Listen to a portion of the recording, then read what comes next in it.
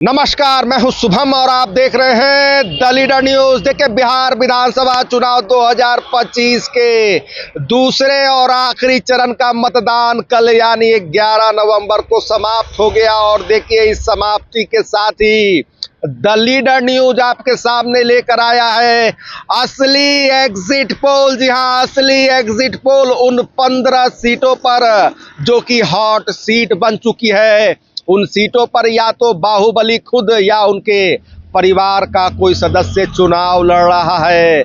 आपको बता दें कि कुल 15 सीटें जहां से बाहुबली या उनके परिवार के सदस्य चुनाव लड़ रहे हैं, इनमें से 8 सीटें एनडीए खेमे की है और बाकी बची सीटें महागठबंधन खेमे की है।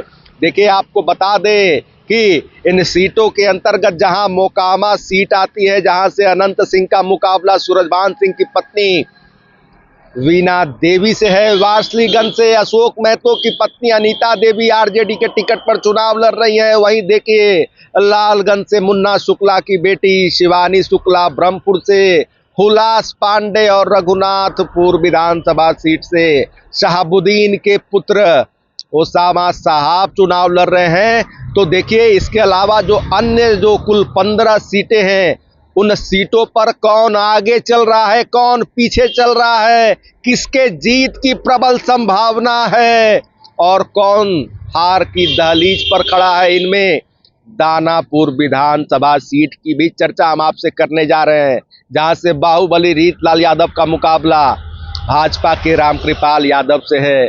तो कौन जीत रहा है, किसके जीत की प्रबल संभावना है, कौन हार की दहलीज पर खड़ा है, तमाम चीजों को जानने के लिए कृपया दिल थाम कर बैठिएगा। आप अगर इस चैनल पर न्यू सब्सक्राइबर हैं तो हमारा आपसे करबद्ध आग्रह है, इसे लाइक शेयर सब्सक्राइब और फॉलो करना ना भूलें। आइए तमाम चीजों को समझते हैं इस विशेष रिपोर्ट में विस्तार से देखें। देखिए, हम सबसे पहले शुरू करते हैं मोकामा सीट से।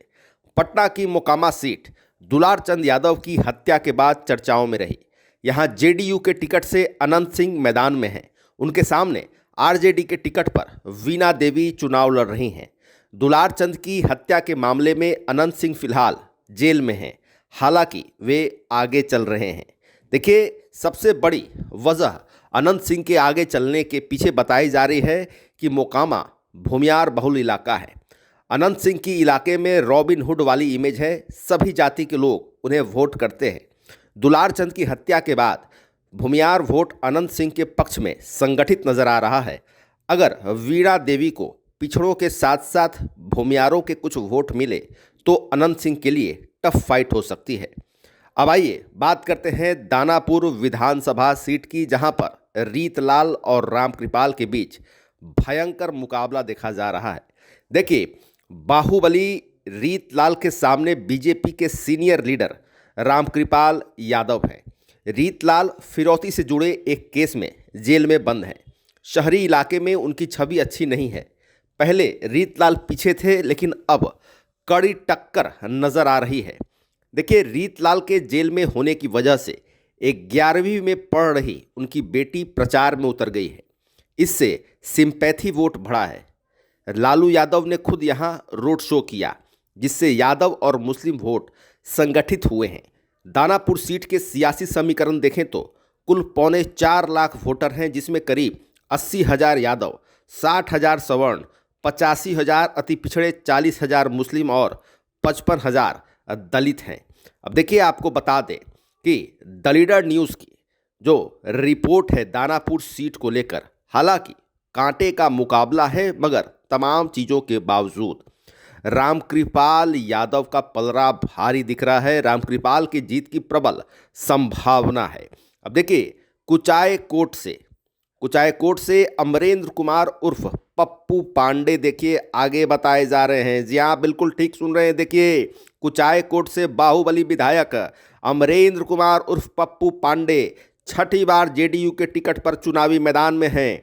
महागठबंधन ने इस बार कांग्रेस के टिकट पर नए चेहरे और दुबई के उद्योगपति हरि नारायण सिंह कुशवाहा को मैदान में उतारा है। यहां से अमरेंद्र कुमार आगे चल रहे हैं। अमरेंद्र कुमार के जीत की प्रबल संभावना जताई जा रही है और इसके पीछे की वजह है कि अमरेंद्र के पक्ष में नीतीश की चलाई योजनाओं का पॉजिटिव इम्पैक्ट है। वे ट्रिपल मर्डर, फायरिंग, रंगदारी और लूट जैसे 14 मामलों में नामजद हैं, लेकिन उन्हें नीतीश का सिपाही माना जाता है। उधर कांग्रेस के हरिनारायण सिंह नए हैं, उन्हें मुस्लिम यादव का साथ मिल रहा है, लेकिन बाकी पिछड़ा वोट उनसे दूर बताया जा रहा है। अब आइए बात करते हैं मांझी विधानसभा सीट की। देखिए, मांझी विधानसभा सीट पर रणधीर सिंह आगे चल रहे हैं। देखिए, रणधीर सिंह के जीत की प्रबल संभावना जताई जा रही है। मांझी सीट पर महागठबंधन का दबदबा रहा है।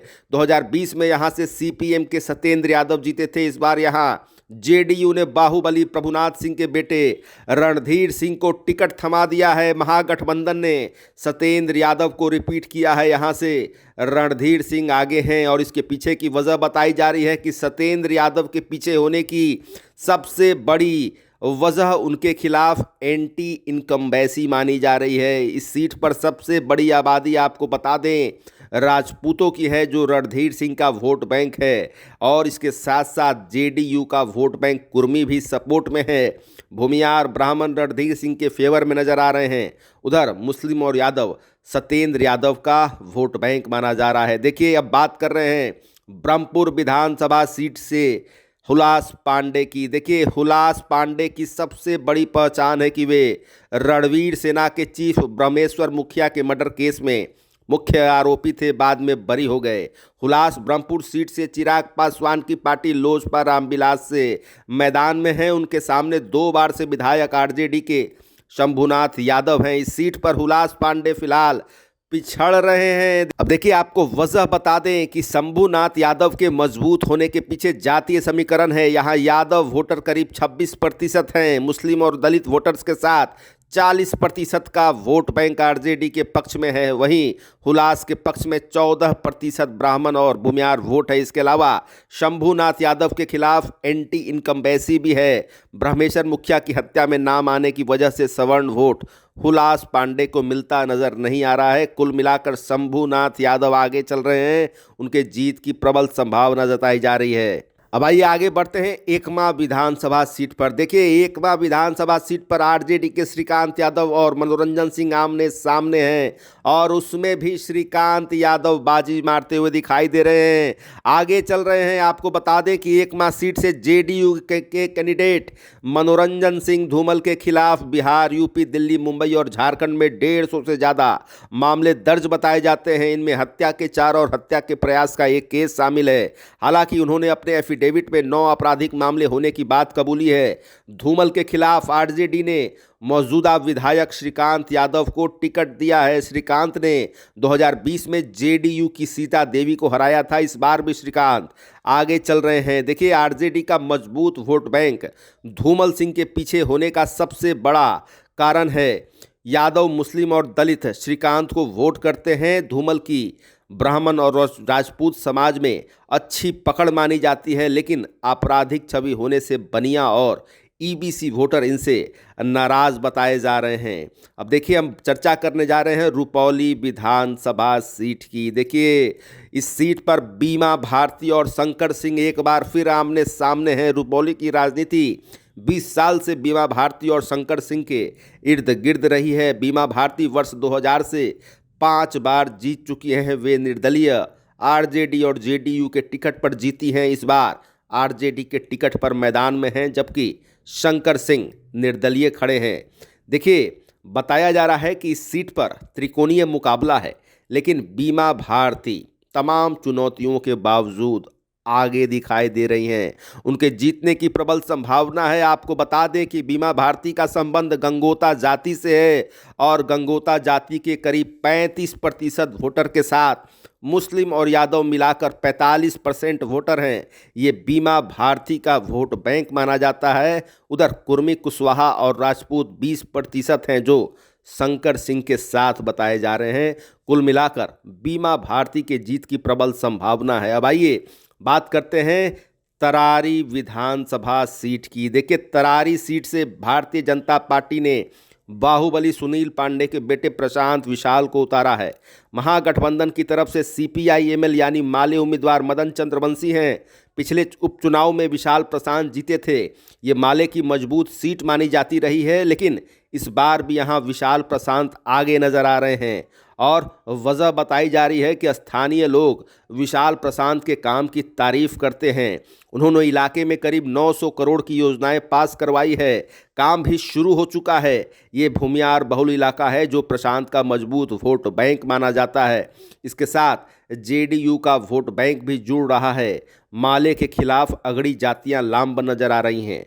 कुल मिलाकर प्रशांत विशाल की स्थिति बेहद मजबूत मानी जा रही है। इनके जीत की प्रबल संभावना है। अब आइए आगे बढ़ते हैं। रघुनाथपुर विधानसभा सीट देखिए, बाहुबली शहाबुद्दीन सिवान में आरजेडी का चेहरा थे। अब उनके बेटे ओसामा सिवान की रघुनाथपुर सीट से चुनाव लड़ रहे हैं। द लीडर न्यूज़ ने ही आपको बताया था सबसे पहले, आज से करीब 6 महीने पहले, कि रघुनाथपुर सीट से ओसामा साहब चुनाव लड़ने जा रहे हैं। और देखिए, खबर पर मुहर पहले ही लग चुकी है। और अब देखिए, ओसामा साहब के बारे में उनके सामने जेडीयू ने विकास कुमार सिंह उर्फ जीसू सिंह को उतारा है। इस सीट पर ओसामा आगे चल रहे हैं और वजह बताई जा रही है कि ओसामा के साथ शहाबुद्दीन का सिंपैथी वोट है। इसके अलावा पीएम नरेंद्र मोदी, गृह मंत्री अमित शाह, यूपी के सीएम योगी आदित्यनाथ और असम के सीएम हेमंत बिस्वा शर्मा ने जिस तरह अपनी रैलियों में ओसामा पर निशाना साधा, उससे इलाकों में मुस्लिमों और यादवों का वोट संगठित हो गया है। इस सीट पर मुस्लिम वोटर 23.2%, अनुसूचित जातियों के वोटर करीब 11.49% और यादव वोटर 9.6% हैं। कुल मिलाकर ओसामा साहब की स्थिति बेहद मजबूत बताई जा रही है। जदयू के विकास कुमार सिंह पीछे बताए जा रहे हैं, पिछड़ते नजर आ रहे हैं। ओसामा साहब के जीत की प्रबल संभावना है। अब देखिए, हम आगे बढ़ रहे हैं। नवादा विधानसभा सीट देखिए, यहाँ पर राष्ट्रीय जनता दल ने कमाल कर दिया है। कौशल यादव के जीत की प्रबल संभावना जताई जा रही है। आगे चल रहे हैं। इस सीट पर भी 2 बाहुबली परिवार आमने सामने हैं। 4 बार से विधायक कौशल यादव आरजेडी और राजबल्लभ यादव की पत्नी विभा देवी जेडीयू के टिकट पर मैदान में हैं। पिछले बार से नवादा की जनता हर बार नई पार्टी को चुनाव जिता रही है। इस बार कौशल यादव आगे नजर आ रहे हैं और वजह बताई जा रही है कि विभा देवी की महिलाओं में अच्छी पकड़ है, जिसका उन्हें फ़ायदा हो रहा है। हालांकि इस सीट पर जनसुराज के उम्मीदवार डॉक्टर अनुज उन्हें नुकसान पहुंचा रहे हैं। उनके खड़े होने की वजह से सीट पर भूमियार वोट बट गया है। नवादा में अनुसूचित जाति के मतदाता आपको बता दें कि 21.38% और मुस्लिम 14.8% है। ग्रामीण मतदाता 73.38% और शहरी मतदाता महज 26.62% है। ग्रामीण मतदाता ही यहाँ जीत हार तय करते हैं और बताया जा रहा है कि इस बार यह बड़ा वोट बैंक यानी कि ग्रामीण वोट बैंक कौशल यादव के साथ नजर आ रहे हैं। कुल मिलाकर कौशल यादव की स्थिति बेहद मजबूत नजर आ रही है और वीणा देवी के पति जो बाहुबली माने जाते हैं राजबल्लभ यादव, बड़ा झटका उनको यहाँ पर लगता हुआ नजर आ रहा है। अब देखिए, नबीनगर विधानसभा सीट की चर्चा कर ले। देखिए, जेडीयू ने इस सीट से बाहुबली आनंद मोहन के बेटे चेतन आनंद को टिकट दिया है। महागठबंधन की तरफ से आमोद चंद्रवंशी मैदान में है। चेतन आनंद 2020 में आरजेडी के टिकट पर शिवहर सीट से जीते थे। 2024 में नीतीश कुमार जब एनडीए में आए तो चेतन ने आरजेडी से बगावत करके उनका साथ दिया था। चेतन की मां लवली आनंद शिवहर सीट से जेडीयू की सांसद हैं। चेतन के पिता आनंद मोहन भी यहां से 2 बार सांसद रह चुके हैं। नबीनगर से चेतन आनंद आगे बताए जा रहे हैं, आगे चल रहे हैं। देखिए, वजह बताई जा रही है कि ये राजपूत बहुल इलाका है और चेतन आनंद भी इसी समुदाय से आते हैं। चेतन की मां लवली आनंद भी इस सीट से 2 बार जीत चुकी है। शुरू में पूर्व विधायक वीरेंद्र सिंह की नाराजगी से चेतन को चुनौती मिल रही थी, लेकिन फिलहाल बागियों को शांत करा दिया गया है। आनंद मोहन नाराज लोगों को मनाने और राजपूत वोट का ध्रुवीकरण करने में लगे हैं। पड़ोसी सीट गोह से भीम यादव का टिकट कटने से यादव वोटरों में नाराजगी है।